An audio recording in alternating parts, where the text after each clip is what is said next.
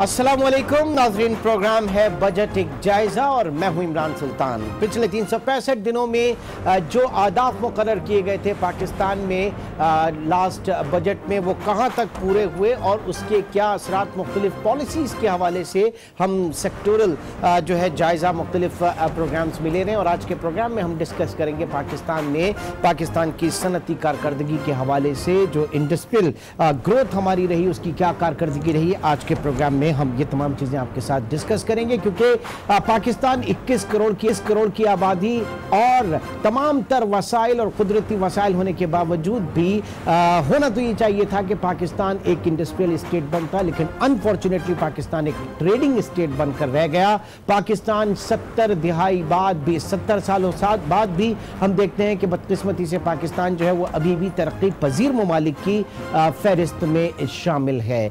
क्या होना चाहिए, पॉलिसीज क्या हुकूमत को अपनानी चाहिए, किस तरीके से पाकिस्तान का रिवाइवल होगा, और ये रिवाइवल हम चाहेंगे कि सनती तरक्की के हवाले से। तो आज इसी के ऊपर बहस करेंगे। प्रोग्राम में अपने पैनल का आपसे तारुफ कराता चलूँ। जनाब डॉक्टर हनीफ अजारी, माहिर मुआशियात, इस वक्त हमारे साथ स्टूडियो में मौजूद हैं। हनीफ साहब, बहुत बहुत शुक्रिया हमें ज्वाइन करने का। और उनके बराबर में तशरीफ रखते हैं जनाब हादी अकबर अली, आप डायरेक्टर हैं अमरेली स्टील्स के। हादी अकबर, आपका भी बहुत बहुत शुक्रिया। नाज़रीन, आज के मौजू पर ज़रा एक नज़र डालते हैं, क्योंकि आपको पता है कि पाकिस्तान की मईशत का इन्हिसार सनती शोबे की तरक्की पर है और मजमूई कौमी पैदावार में इंडस्ट्रियल सेक्टर का हिस्सा 19% से जायद है, जबकि कुल लेबर का तकरीबन 23% इसी सनती शोबे से मुंसलिक है। आइए एक पैकेज ज़रा देखते हैं पहले।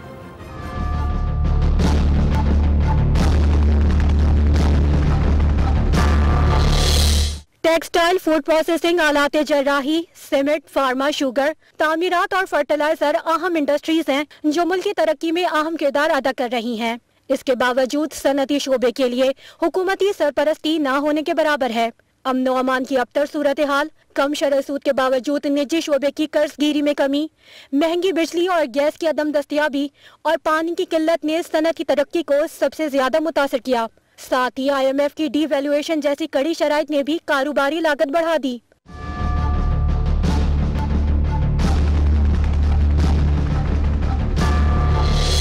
हुकूमत की नाकिस पॉलिसियों की मौजूदगी में सनती पैदावार में इस कदर इजाफा न हो सका जिसकी उम्मीद की जा रही थी। हुकूमत ने 2015 से 2018 तक 3 साला ट्रेड पॉलिसी फ्रेमवर्क तो बनाया, लेकिन सनती तरक्की के लिए आसानियां पैदा न कर सकी, जिसके नतीजे में बरामदी शोबे की हौसला शिकनी हुई और बरामदी मालियत $25 अरब से गिरकर $20 अरब पर आ गई। दूसरी जानिब पुरतायुश अशिया की दरामद के नतीजे में मुल्क में दरामदात का सैलाब आ गया, जिससे मुकामी इंडस्ट्री बुरी तरह मुतासिर हुई। ताहम रवा माली साल की पहली शिशमाही के दौरान सनती शोबे की तरक्की की शरह 5.5% रही। युसरा मुजम्मिल, आज न्यूज़, कराची। पैकेज आपने देखा। पाकिस्तान में जो सनती तरक्की है वो किस हालात का शिकार है। एक कुछ ज़ाहिर के आंकड़े जो हैं वो बेहतर रहनुमाई करते हैं, बेहतर तर्जुमानी करते हैं। LSM ग्रोथ जो हमें है उसके हवाले से भी हम जानना चाहेंगे क्या परफॉर्मेंस रही। फिस्कल ईयर 2013 की अगर बात करें तो 4.28% इसकी ग्रोथ थी, जो उसके बाद नेक्स्ट ईयर माली साल 2014-15 में 5.39% की इसमें ग्रोथ रही। दैन उसके अगले साल ये थोड़ा सा डिक्लाइन हुई और 3.38% पे रही, जबकि बड़ी सनतों की अफजाइश साल 2016 माली साल 2016 में 3.13% और उसके बाद फिर हमने इसमें इजाफा देखा। अब जाहिर है कि CPEC इस वक्त पाकिस्तान के साथ जुड़ रहा है, तो वो एक बिल्कुल अलग स्टोरी उसकी भी उसमें शामिल होगी। इसी तरह से इस वक्त इसी चीज़ को आगे लेके चलते हैं। हनीफ अजारी साहब, आपसे जानना चाहूँगा कि बदकिस्मती से 7 दिहाइयाँ गुजरने के बावजूद पाकिस्तान एक इंडस्ट्रियल स्टेट नहीं बन सका।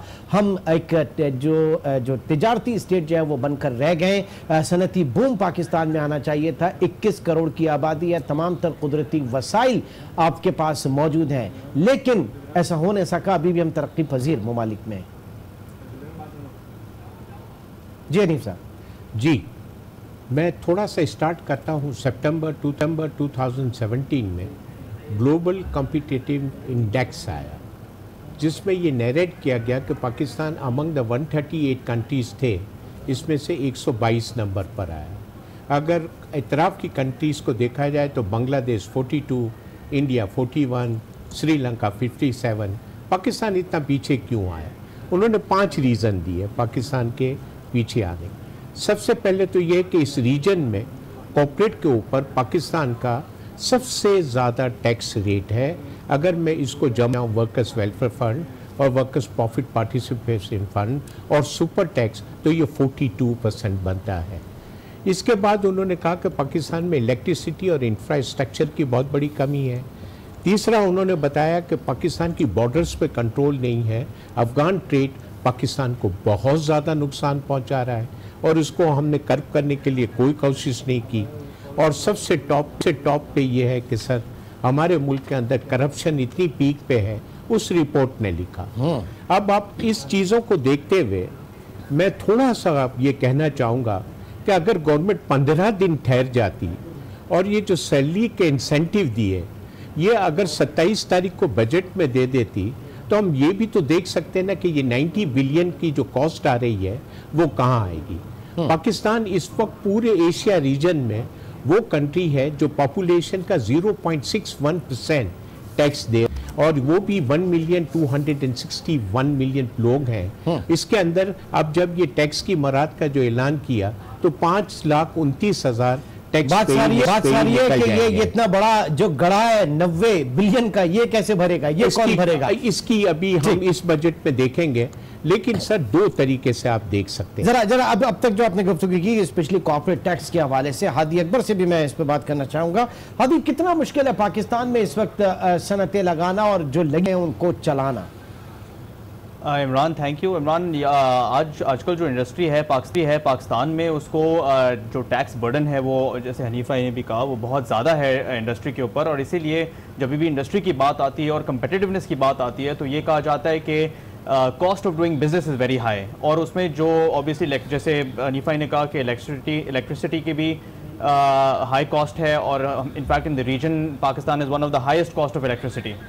बट उसके अलावा टैक्स भी एक बहुत इंपॉर्टेंट फैक्टर है। और ये जब जैसी टैक्सेस बढ़ती जाती है, जो लोग टैक्स दे रहे हैं और उसके ऊपर टैक्स बढ़ाते जाते हैं, तो फिर हम ग्लोबल कंपेटिटिवनेस में भी पीछे हटते जाते हैं। और फिर जब एक्सपोर्ट की बात आती है कि जी, जो जैसे आपने मेंशन किया कि जो डेफिसिट है उसको कैसे पूरा किया जाए, तो फिर हमारी इस डेफिसिट एक्सपोर्टिंग नेशन बन के इस डेफिसिट को पूरा कर पाए। जरा देखते हैं ना एक्सपोर्ट में हमारी क्या सूरत हाल रही, क्योंकि ओवरऑल जो टोटल एक्सपोर्ट्स हम देख रहे हैं पिछले 5 साल में 24 अरब 80 करोड़ जो कि FY13 में थी, उसके बाद 25 करोड़ जो है वो देखी गई 25 अरब डॉलर जो है FY14 में, हनीफ साहब। और बड़ा उस पर हुकूमत ने क्रेडिट भी लिया था कि जनाब 25 बिलियन डॉलर्स का जो है हमने एक माइलस्टोन और लैंडमार्क हमने जो है वो अचीव किया। और उसके बाद 2015 में हम देखते हैं कि 24 अरब डॉलर, देन उसके बाद मजीद 21 अरब डॉलर और मजीद गिर जाती है 21 अरब डॉलर से भी कम। और इस मरतबा तो और भी बहुत कम हमारी एक्सपोर्ट हो गई। कि इस वक्त हम जो टेक्सटाइल के हवाले से जो है कुछ यूरोपियन जो मार्केट्स है उसमें कंसेशन भी हमारे पास मौजूद है। ये हनीफ साहब, क्या फायदा हुआ हमारी एक्सपोर्ट्स जो है, ये तो बिल्कुल भी पनप नहीं पा रही इस वक्त। आपकी जो कॉम्पिटिटिवनेस है वो है नहीं। आप रॉ मटेरियल जो इंपोर्ट कर रहे हैं वो इतना महंगा है और इसके ऊपर जो रुपी डॉलर पैरिटी है, जो डिवैल्यूएशन है, उसके भी आपको बेनिफिट नहीं मिल सके, स्पेशली एक्सपोर्ट्स के हवाले से अगर बात करें। जी देखिए सर, अगर आप इंपोर्ट स्टेज पे आ जाए, पाकिस्तान के अंदर सबसे पहली चीज़ तो ये है कि हमने एक्सपोर्ट के अंदर वैल्यू एडिड एक्सपोर्ट पे इतना ध्यान नहीं दिया। हम रॉ एक्सपोर्ट कर रहे हैं जिसकी प्राइसेस दुनिया भर में फ्लक्चुएट करती गई और नेगेटिव एस्पेक्ट पे चली गई। अब इस मुल्क के अंदर जब in order to add the value हम जो ड्यूटी, सेल टैक्स और इनकम टैक्स पे कर रहे हैं 5.5%, इतना ह्यूज इन्वेस्टमेंट हो जाता है एक इंडस्ट्रियलिस्ट के लिए। और एक इंडस्ट्रियलिस्ट के लिए बैलेंसिंग मॉडर्नाइजेशन पे जो मराद मिलती थी वो ख़त्म हो गई। इनिशियल डेप्रिसिएशन को आपने 50 से 25% कर दिया। टैक्स क्रेडिट मिलता था वो ख़त्म कर दिया। सुपर टैक्स आपने इम्प्लीमेंट कर दिया।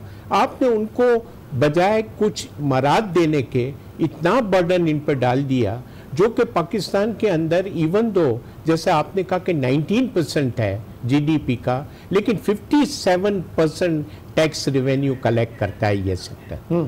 इस सेक्टर को अगर ये गवर्नमेंट जो 15 दिन पहले इतनी खुशखबरियां सुना रही थी, ठीक है, अगर 5% वहीं कम कर देते तो एम्प्लॉयमेंट भी बहुत बढ़ती। कॉर्पोरेट टैक्स के हवाले से बात करेंगे। हादी, कुछ इंडिकेशन मिल रही है क्या? क्योंकि ये जो बजट से पहले अनाउंसमेंट मिफ्ता इस्माइल साहब का, उधर हमारी जो कैपिटल मार्केट है, इक्विटी मार्केट है, उधर भी जो शेयर्स के ऊपर टैक्सेस हैं वहां से रिलीफ मिलने का इम्कान है। फिर सैलरी स्लैब आपके सामने उन्होंने कम किया, कॉर्पोरेट टैक्स रेट के ऊपर भी बात हो रही है। तो ये कैसे मैनेज करेंगे? आप समझते हैं कि वाकई डिलीवर कर पाएंगे, वो भी जाते जाते? और अगर जाते जाते ये डिलीवर करके जा रहे हैं तो फिर डार साहब क्या कर रहे थे पिछले 4 साल? नहीं जी, बिल्कुल इमरान, आई थिंक अगर टैक्स रेट कम किया जाए तो it will boost the industrial sector, और ये करना ज़रूरी है। क्योंकि जब हमने पहले बात की कि इतने ज़्यादा टैक्सेस के साथ इंडस्ट्री को प्रोग्रेस करना बड़ा मुश्किल हो जाता है, और इनकम टैक्स रेट लोअर करना ज़रूरी है। जो आपने बात की कि ये कैसे अपना डेफिसिट पूरा कर पाएंगे जो हर साल होता है, they have to increase the tax base. ये बात होती रहती है अगेन एंड अगेन, मगर फैक्ट ये है कि जो एग्जिस्टिंग टैक्स पेयर्स हैं उन पे बर्डन कम किया जाए ताकि इंडस्ट्री प्रोग्रेस करे, इन्वेस्ट करें, और जो नेट है उसको इंक्रीज किया जाए। ठीक। व्हाट अबाउट एनर्जी सप्लाई, जो इस वक्त बात की जा रही थी पूरे मुल्क में, लोड शेडिंग जो है वो सनतों के लिए नहीं है, गैस की या इलेक्ट्रिक की। आज मेरे ख्याल से कल जो है वो कराची में तालाबंदी की तरफ जा रहे थे यहाँ की सनतें ने। क्या सिचुएशन पिछले 5 साल में क्या हमने गेन किया? फिर अगर हम अपने पावर हाउसेज जो है उनको नहीं चला पा रहे, इलेक्ट्रिसिटी नहीं दे पा रहे, गैस कर्टेल है यहाँ पे, शहरी परेशान है, 90 MMCFD जो है 180 की कर दी है कराची के लिए, क्या कहेंगे इस पे? इमरान, देखिए, इंफ्रास्ट्रक्चर जो है वो बहुत इंपॉर्टेंट है इंडस्ट्री के लिए। इंडस्ट्री तभी लगेगी जब ज़मीन अवेलेबल होगी, बिजली अवेलेबल होगी, गैस एंड पानी, ये 4 बहुत इंपॉर्टेंट चीज़ें हैं। और मैं आज भी जानता हूँ बहुत सारे इंडस्ट्रियलिस्ट को, और अमरीली स्टील्स भी उसमें शामिल है, कि हम इन्वेस्ट करना चाह रहे हैं मगर जहां हमें ज़मीन मिलती है वहां बिजली नहीं होती, और जहां बिजली मिलती है वहां ज़मीन नहीं होती। तो इंफ्रास्ट्रक्चर तो बहुत ही इंपॉर्टेंट है। और अगर इसमें मैं आगे भी जाऊं तो 2-3 और रीजंस है जो इंडस्ट्री को प्रोग्रेस करने के लिए बहुत इंपॉर्टेंट है। दूसरा है आपकी गवर्नमेंट की पॉलिसीज। अब जब हम गवर्नमेंट की पॉलिसीज के बारे में बात करते हैं तो we have to consider globalisation. देखें, we are not ready for globalisation, it may be inevitable. शायद हमें ग्लोबलाइजेशन की तरफ तो जाना ही जाना है, मगर हम अपने खुद के पेस में जाना चाहते हैं। हम दूसरे लोगों से डिक्टेट नहीं होना चाहते कि जी आपने ग्लोबलाइज करना है और आज करना है। So we need a sectoral approach towards industry, कि हम हर सेक्टर को अलग अलग देखें और जो सेक्टर की डायनामिक्स है उसके हिसाब से पॉलिसी बनाएं। अगर वो एक एक्सपोर्ट ओरिएंटेड सेक्टर है तो उनको फैसिलिटेट किया एक्सपोर्ट के अंदर, अगर वो एक्सपोर्ट ओरिएंटेड सेक्टर नहीं है तो हम इंपोर्ट सब्स्टिट्यूशन की तरफ जाएं और ऐसे पॉलिसीज बनाएं जो एक रोड मैप 10 से 15 साल इंडस्ट्रीज को दे, चाहे उनको प्रोटेक्शन की भी जरूरत हो। आप एग्जांपल ले लें इंडिया या चाइना की। इंडिया को आप देखें, उन्होंने 10 साल अपनी इंडस्ट्री को बिल्कुल इंपोर्ट से ब्लॉक रखा है, और जो अब लोग शायद इस पे अग्री ना करें, मगर आज जो इंडिया का इंडस्ट्रियल बेस है वो इसलिए है कि वो 10 साल the industry took root in India. ठीक है, तो क्या वजह है पाकिस्तान में ऐसा मुमकिन नहीं हुआ कि हमने स्पेसिफिक पॉलिसीज नहीं बनाई, हमने ब्लैंकेट कवर देना शुरू किया, या हमने ब्लैंकेट पॉलिसीज जो हैं वो किए और उसके हमें नताइज आज भुगतना पड़े? हनीफ अजारी साहब भी मौजूद हैं जिनसे हम जानना चाहेंगे एक छोटे से ब्रेक के बाद।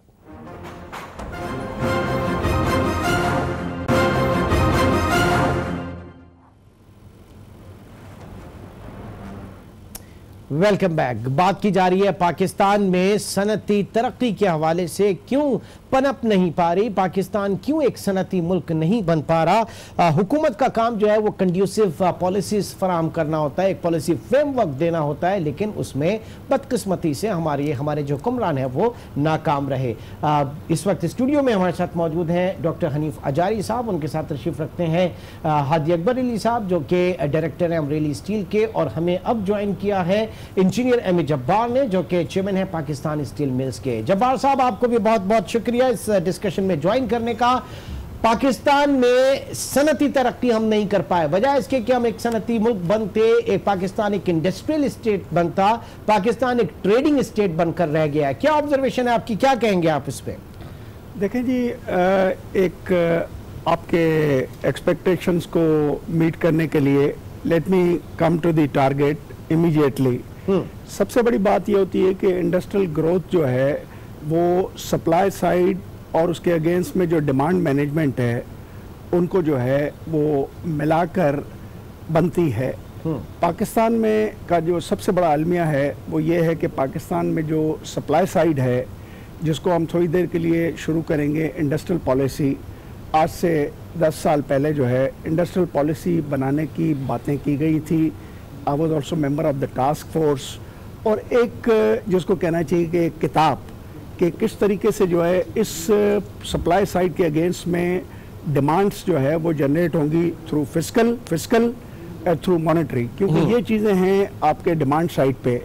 मगर अनफॉर्चुनेटली मेरा ख्याल है कि ये भी एक हकीकत है कि हम उस इंडस्ट्रियल पॉलिसी को एक आर्काइव में रख कर बैठे हुए हैं। ज़रूरत इस बात की है कि उसको देखा जाए, मगर थोड़ी देर के लिए हम जल्दी से वापस आते हैं, क्योंकि इस वक्त हम एक नए बजट के दौरानिए में जा रहे हैं। तो फौरी तौर पे मेरा ख्याल है कि ये इस्लाह शायद मुमकिन ना हो कि इंडस्ट्रियल पॉलिसी का वो टेक्स्ट या ड्राफ्ट देखा जाए, उसको अपडेट किया जाए global needs, domestic needs, regional needs के हवाले से। मगर हम इस बजट को देखें कि आखिर इस बजट में हमारी क्या डिज़ायर्स होनी चाहिए फॉर इंडस्ट्रियल ग्रोथ। ये भी एक हकीकत है कि मेरा ख्याल है कि पाकिस्तान जो है वो एक डी इंडस्ट्रियलाइजेशन के फेज से सिंस 2007 से गुजर रहा है। पाकिस्तान में जो वैल्यू है वो डी इंडस्ट्रियलाइज होते रहे हैं। मेरा ख्याल है कि इसको हमें किसी तरीके रोकने की ज़रूरत है, इसको हमें अरेस्ट करने की ज़रूरत है।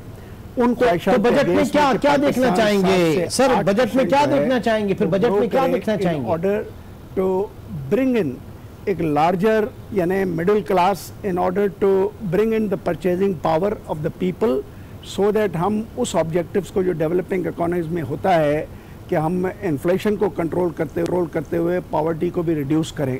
अब ये क्या होना चाहिए? मैं चूँकि एक रिसर्च इंस्टीट्यूट में भी डायरेक्टर हूँ, हमारे अपने ख्याल में कि इस वक्त पाकिस्तान में जो डिमांड साइड है, हम थोड़ी देर के लिए फिस्कल की बात करें जिसको आप बजट कहते हैं, वहाँ पे हमें इसको सीपेक ड्रिवन इनिशिएटिव के तौर पे देखने की ज़रूरत है कि आया सीपेक रिलेटेड हमारे पास क्या डिमांड्स बजट में होनी चाहिए। वेरी सिंपल, देखें ये भी एक हकीकत है कि सीपेक जो है उसको हम कहते हैं कि विन विन सिचुएशन में हमें कन्वर्ट करने की ज़रूरत है। मेरा ख्याल है कि उस विन विन को कन्वर्ट करने के लिए हमें जो है इस बजट में डिमांड मैनेजमेंट को पॉलिसी सपोर्ट के साथ दो चीज़ों के ऊपर काम करने की ज़रूरत है। एक हम कहते हैं कि टैक्स रैशनलाइजेशन और दूसरा हम कहते हैं कि टैरिफ रैशनलाइजेशन। ठीक है, आप देखें कि हमें 46 बिलियन डॉलर्स में एक डोमेस्टिक इकोनॉमी को वैल्यू चेन का हिस्सा बनने के लिए 10 से 12 अरब डॉलर की local domestically produce manufacturing goods की सप्लाई करने की ज़रूरत थी। अब ऐसा क्यों नहीं हुआ? NA standing committee, senate standing committees में हम गए और वहाँ पे हमारे ख्याल में कि यही फिगर्स जो है उन्होंने भी एक्सेप्ट की कि 10 से 12 बिलियन डॉलर्स की डोमेस्टिक मैन्युफैक्चर्ड इंडस्ट्रियल मर्चेंडाइज जो है वो सीपेक प्रोजेक्ट्स में जाना चाहिए। मगर पॉलिसीज़ में क्या मिस्टेक्स हुई हैं? देखें, सबसे बड़ी मिस्टेक क्या हुई है कि सीपेक रिलेटेड प्रोजेक्ट्स को तमाम टैक्स एग्जेम्पशंस दी गई हैं। ठीक। और सबसे बड़ी ख़तरनाक चीज़ ये है जिसको हम कहते हैं कि एक declining instrument in the demand management, वो ये है कि regardless of domestic available manufactured industrial merchandise हमने उसको भी कंसेशन दे दी। ठीक है, इसको आपके पॉइंट को यहाँ पे मैं रोकता हूँ और हनीफ अजारी साहब से हम बात करना चाहेंगे। अजारी साहब हैं कि सीपेक में जो कंसेशंस दिए जा रहे हैं वो एग्जिस्टिंग इंडस्ट्रीज के लिए एक बिग थ्रेट होंगे। सर, इस वक्त पाकिस्तान में जितने भी इन्वेस्टमेंट प्रपोजल हैं जो अपार्ट फ्रॉम सीपेक आ रहे हैं, एक खौफ में है कि अगर वो 9 इंडस्ट्रियल जोन में यही इंडस्ट्री लग गई तो इस इंडस्ट्री का क्या हाल होगा। ठीक है, अभी सीपेक को छोड़ दीजिए, अफगान ट्रेड मुसलसल हमें नुकसान पहुंचा रही है। एक बड़ा सिंपल फेडरेशन ऑफ चैम्बर ने प्रपोजल दिया था कि अफगान की जितनी भी कंसाइनमेंट पाकिस्तान में आती है उस पे इनकी ड्यूटी कलेक्ट की जाए 90% और इनको रिफंड जब को वो अफगानिस्तान हो जाए तो उनको दे दिया जाए। ये नहीं हुआ, बहुत ज़बरदस्त नुकसान हो रहा है। अब आप सी पैक पे आइए, सुस्त बॉर्डर है एक पाकिस्तान के अंदर जो कि सी पैक से पहले काम कर रही है। आप यकीन माने इस मुल्क में इतना इन्फिल्ट्रेशन हो रहा है वैल्यू एडेड गुड्स का और बगैर ड्यूटी पे वे हो रहा है कि ये इस इंडस्ट्री को खाए जा रहा है। तीसरी चीज सर जो कि बहुत ही इंपॉर्टेंट है, हमें इमीडिएट स्केल की बेसिस पे टैक्स को देखना पड़ेगा, इंपोर्ट ड्यूटी को देखना पड़ेगा। इंडिया में अगर आप कोई नया प्रोजेक्ट लगाते हैं तो वो आपको इनिशियल डेप्रिसिएशन 200% देते हैं। हमने 25 कर दिया, अभी इसको इमीडिएटली रिवाइज करने की ज़रूरत है। अब इस गवर्नमेंट के पास कितनी इंस्पायरेशन है कि ऐसे कोई मेजर्स आएंगे। मैं आपसे कह रहा हूँ बजट की तकरीर 15 मिनट की होगी जिसमें 1.9 ट्रिलियन का ये दिखा रहे हैं डेफिसिट। ठीक है, डेवलपमेंट बजट को काट दिया जाएगा। 15 मिनट की शायद हो क्योंकि वो डार साहब जो है वो पूरे 2-2 घंटे ले जाते थे। और सर हादी आप अमरेली स्टील जो है वो एक्सपेंशन की तरफ गया। अमरेली स्टील जो है वो बहुत ज्यादा ऑप्टिमिस्टिक, सी पैक जा रहे कि आप अपना IPO भी लेकर आए थे। और इस वक्त पाकिस्तान में हम सीमेंट इंडस्ट्री अगर उठा के देखें तो 100% कैपेसिटी यूटिलाइजेशन के ऊपर है। बहुत ज़्यादा काम हो रहा है पाकिस्तान में ना। जो एग्जिस्टिंग इंडस्ट्री है, क्या सीपैक से उसको कोई थ्रेट है, स्पेशली जो कंसेशंस इकोनॉमिक जोन के हवाले से बात की जा रही है? लोकल इंडस्ट्री को जो थ्रेट आता है सीपैक से वो जब आता है जब गवर्नमेंट कोई कंसेशंस देती हैं, या तो कोई एरिया के अंदर या कोई चाइनीज़ कॉन्ट्रैक्टर या चाइनीज़ कंपनी को। मगर अगर हकीकत में देखा जाए तो येस एग्जाम्पशंस दी गई हैं और वो इंडस्ट्री उसके बहुत खिलाफ है, मगर अक्रॉस द बोर्ड एग्जाम्पशंस नहीं दी गई है। इनफैक्ट बहुत सारी सीपैक प्रोजेक्ट्स ऐसे हैं जो लोकल इंडस्ट्री से खरीद रहे हैं और लोकल इंडस्ट्री को फ़ायदा हो रहा है। यस, जहां कुछ एरियाज़ में एग्जाम्पशंस दी गई हैं, लोकल इंडस्ट्री ने शोर भी मचाया और उनको और गवर्नमेंट को कहा भी है कि देखें ये सही बात नहीं है, क्योंकि अगर सीपैक का फ़ायदा हमें होना है तो जो लोकल, जहां जो चीज़ लोकल मैन्युफैक्चर हो रही है वो यहीं से मैन्युफैक्चर हो के उस प्रोजेक्ट को जानी चाहिए। तो मैं ये समझता हूँ कि और सीपैक को अगर हमें आगे लेके जाने, देखिए सीपैक एक बहुत बड़ी अपॉर्चुनिटी है पाकिस्तान के लिए, मगर इस अपॉर्चुनिटी को हमें ग्रैब करना है, हमारे ऊपर है, हमारा इनिशिएटिव है। जाहिर है कि चीन का एक मुफाद है, जाहिर है वन बेल्ट वन रूट का जो है, लेकिन हमें अपने स्टेक्स को देखना है कि कहां तक वो कोई कॉम्प्रोमाइज नहीं हो। लेकिन थोड़ा सा एक कहूंगा FTA के दायरे में, क्योंकि चाहे सीपैक की कोई भी मराहत हो वो घूमेंगी FTA के दायरे। ठीक है, इसको पिछले 4 महीने से दोनों कंट्रीज के दरमियान कोई कंसेंसस नहीं हो सका ओवर FTA। और अगर ये रहा तो आप समझ लें कि लोकल इंडस्ट्री तरक्की नहीं करेगी और आपने 1100 आइटम जारी रखते हैं। एक छोटे से ब्रेक की तरफ चलेंगे नाज़रीन। हनीफ हजारी साहब और इस वक्त अकबर हादी साहब और एम ए जब्बार साहब भी मौजूद हैं। एक छोटे से ब्रेक के बाद दोबारा